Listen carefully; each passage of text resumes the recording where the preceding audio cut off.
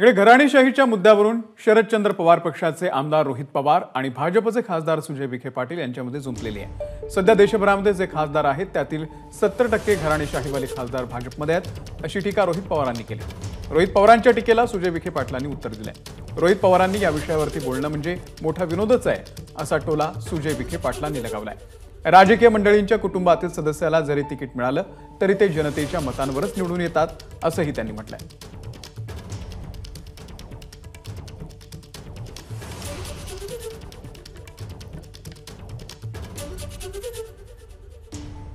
आज जे कोणी खासदार आहेत त्या खासदारांपैकी 70% जे घराणेशाहीवाले खासदार हे बीजेपी मध्ये आहेत। आता सुद्धा आपण बघितलं तर 80 ते 90 नावं आपल्याला सांगता येतील।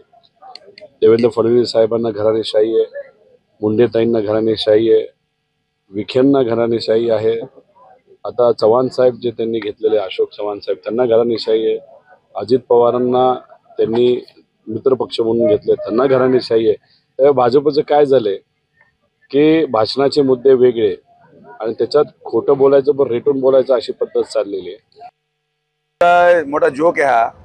रोहित पवारांनी हे स्टेटमेंट करणं म्हणजे त्यांच्या घरातच पूर्ण पक्ष आहे। एक खोलीमध्ये जरी बसवलं तरी पूर्ण पक्ष मावेल। अध्यक्ष त्यांच्या घरातच, त्या पक्षाचा खासदार पण त्यांच्या घरातच, त्या पक्षाचा आमदार पण त्यांच्या घरातच। घराणेशाहीमध्ये जे घराणे आज टिकलेले आहेत राजकारणामध्ये ते जनतेच्या विश्वासाने टिकलेले आहेत, कोणी लादलेले नाहीयेत। त्यामुळे जोपर्यंत जे चांगले लोकप्रतिनिधी असतील ते कुठल्याही घराण्याचे असो, जोपर्यंत ते चांगलं काम करत जातील, जनतेचा विश्वास संपादन करत जातील, तोपर्यंत जनता त्यांना कायम बरोबर ठेवेल आणि ते निवडून येत राहणार। एबीपी माझा, उघडा डोळे बघा नीट।